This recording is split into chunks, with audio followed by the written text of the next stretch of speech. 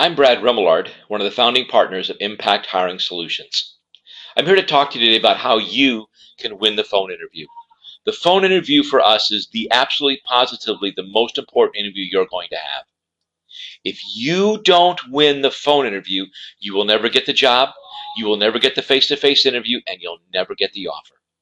That's why the phone interview is so important.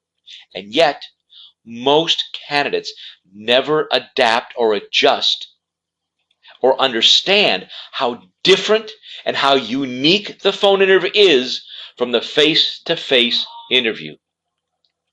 We want to help you today to give you some tools that'll make sure you win the phone interview every single time.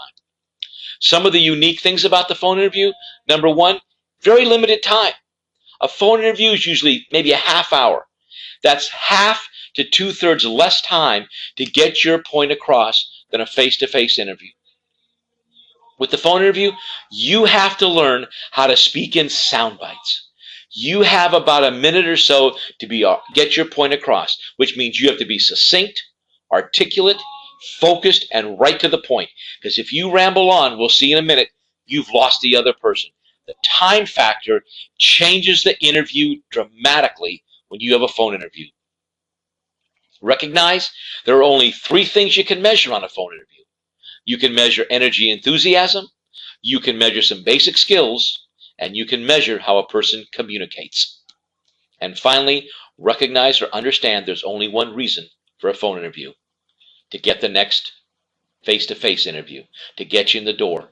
This is not the time to try and sell yourself, to try and get the job, to try and get an offer.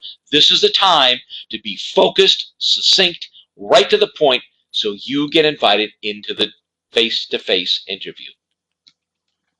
Now, we use a little acronym we call DRESS UP to help stress some of the differences in a phone interview and what you can do to adjust and adapt to the uniqueness of a phone interview.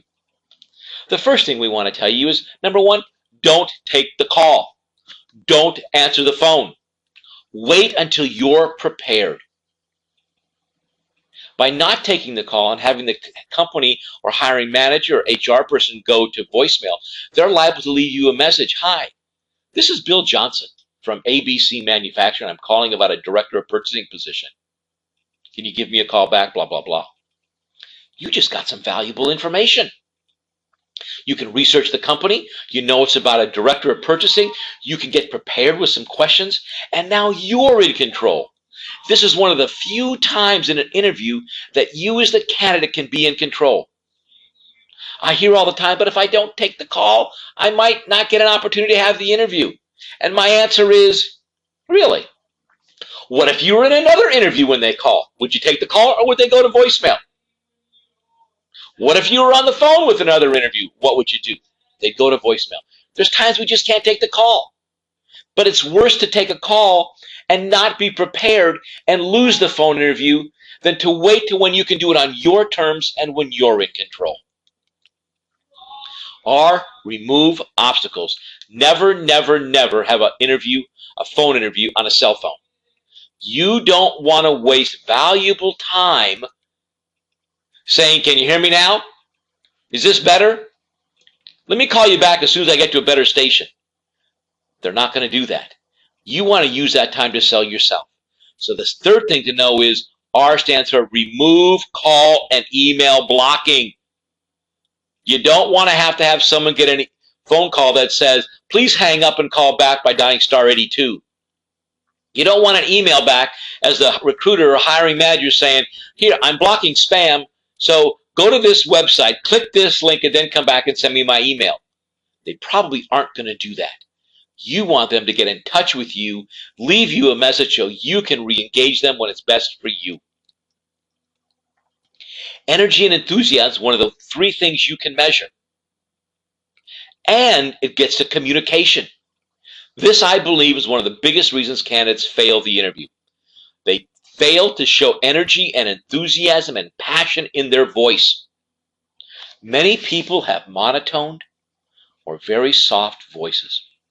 I can't stress enough for you to consider spending a couple $100 and getting a voice coach. Let that voice coach teach you how to use the biggest tool on a phone interview, Your voice. That is the biggest tool in your toolbox, because 60 to 70% of communication is through body language, and body language you don't have on a phone interview. All you have is your voice. Get a voice coach to teach you how to use your voice when you want to emphasize a particular point and you want to stress it to make it happen. Have that voice coach get you comfortable with the pause.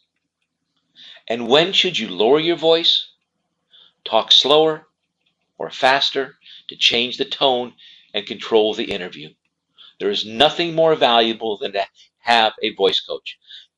Get them to teach you how to use that tool, how to become a professional with that voice of yours so you can use it effectively on a phone interview. Understand that this is the time to talk about your accomplishments. Understand this is the time you have to listen very carefully. And I know most people think you listen very carefully, but you need to hear the question, and you've got about 1 minute to answer that question. That's why you got to be prepared. You've got a minute to talk about a complex subject, your background, complex issues, your accomplishments, complex situations, the environment you were in 1 minute. Why a minute? Because you ever been on hold a minute? How long does it seem when you're on hold for a minute? It seems like an eternity. Well, if you're over there talking for 2 or 3 minutes and you haven't hit the points, that person on the other end of the phone has checked out. They're not listening because you don't have body language to see that. So you keep it a minute and then you re-engage it. In our chapter, our free chapter, which I'm going to show you how to get, we call the Universal Answer SOAR, and I would encourage you to download that chapter for free and learn a little bit more about how to answer that question. In fact, we even give you an example. Always stand up during an interview and never sit down.